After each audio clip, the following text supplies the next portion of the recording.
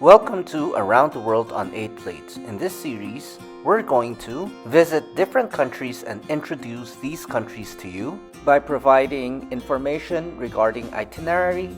We're also going to teach you how to cook signature dishes from these countries and interview locals from these countries so that you can have a better understanding of what these countries are all about. So join me, your host, Jojo Tan, as we go around the world on 8 Plates. Presented to you by National Taiwan Normal University, Common Core Education Committee, Foreign Language Education Division. Previously on Around the World on 8 Plates, we went to Yemen. Where are we going next? Here is a clue so that you can try to guess. So as is customary, it's funny monologue time. So you know how newspapers are no longer popular nowadays because of the internet? We read news on the internet instead of reading newspapers. And because of that, a lot of newsstands have closed down. Newsstands? Doesn't that sound like a country? It does, right? Well, that is a clue for you. Guess where we're going? If not, it's okay. Because today we are going to 3, 2, 1. If you still can't figure out where we're going, well, let us welcome you to the country of New Zealand. And what's cooking for today's recipe? Well, we're cooking Whitebait Fritters, a very popular New Zealand dish using ingredients from New Zealand. Before we start cooking, let's talk about New Zealand first.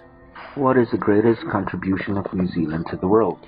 New Zealand politics is all about its diplomacy and a policy that is centered around soft power, specifically its ability to become constructive bilaterally with other countries using culture and foreign policies rather than coerce using military power has definitely put New Zealand on the world stage. How does New Zealand do this? Well, it has sold itself to other countries by being the adventure capital of the world. This is evident in many parts of New Zealand. Let us start with New Zealand's own hub for adventure tourism, Queenstown.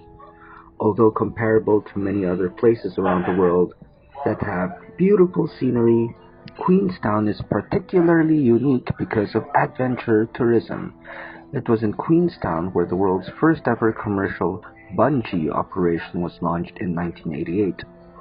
At first, townspeople thought or posited that bungee jumping would be just a passing fad. Then it became an international phenomenon, bringing in lots of tourists and tourist dollars. Queenstown is also the birthplace of tandem paragliding, which was launched in 1990. Indeed, tourists can enjoy the breathtaking mountain and river views of Queenstown both while going up into the sky or coming down back on land. Not far from Queenstown is the highest peak of New Zealand, Mount Cook. Just like any other comparably sized mountain, hiking and playing with snow are some of the fun activities one can enjoy there.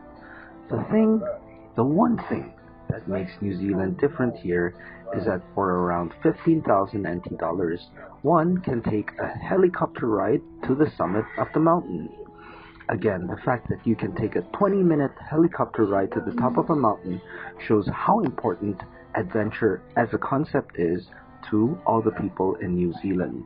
From helicopters, now let's talk about another mode of transportation, this time closer to a body of water. In Milford Sound, you can go on a cruise.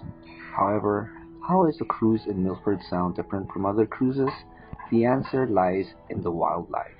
While taking the cruise, tourists can see dolphins frolicking, birds flying, and seals just resting on the boulders along the shore. Milford Sound is also a place where people make morally sound choices since the government has spent a lot of money and energy preserving its clean environment. Finally, the last place worth talking about is Franzjosef Glacier, where tourists can not only view the glacier from afar, but also take a hiking tour of it. What's more, tourists do not have to worry if they do not have hiking shoes. Obtaining proper shoes for hiking won't be a problem at all, since 4 companies rent them out. Queenstown, Mount Cook, Milford Sound, Franzjosef Glacier. Though these places are very different, they are not mutually exclusive from one another. Why? Because they all share one thing: adventure. And this is how New Zealand exerts its soft power and influences other countries.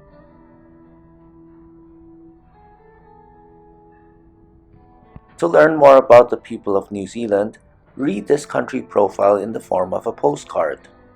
You will also find more information about why people in New Zealand are called kiwis.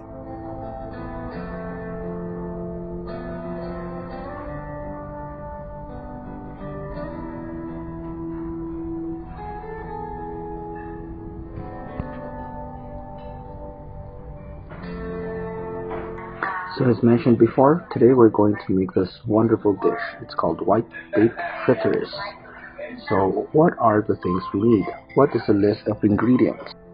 Well, let's start with the list of ingredients now. So you will need 100 grams of whitebait, 2 to 3 eggs, 1/4 cup of flour, salt and pepper to taste, cooking oil, and the juice of a lemon. Alright, so first you crack an egg and then add some salt and some pepper, and then you add the whitebait. So this is around 100 grams. So for every 100 grams of whitebait, you add 1 egg. Then you put it inside, and then you start mixing. Okay, that's step 1. So the next step is to fry the batter. So pour a little bit of batter into a pan with oil, and then you make sure that it's brown on all sides. Try to make it into a circle so that it looks pretty. Well, obviously, as you can see, I wasn't able to do it. Now, once it is brown on one side, flip it to the other side and make sure that the other side has been cooked as well. And then cook for maybe a minute or two. And now, let's listen to the pan go sizzle. Now finally, squeeze some lemon on top, and there you have it, the recipe for whitebait fritters.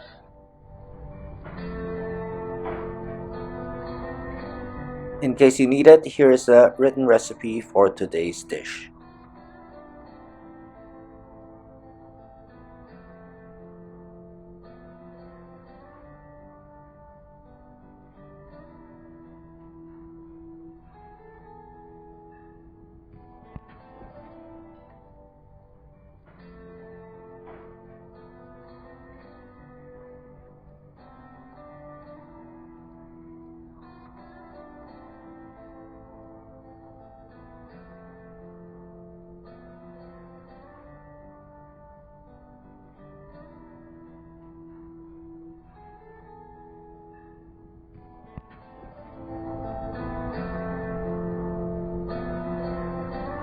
Now let's welcome our special guest, Mr. Andy Chen, who knows more about New Zealand since he's lived there for a number of years.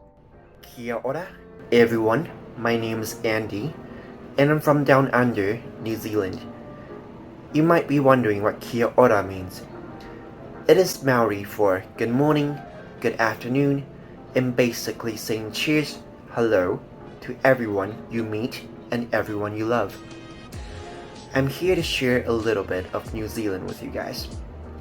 There are mainly 2 parts that geographically structures New Zealand, which are the North Island and the South Island.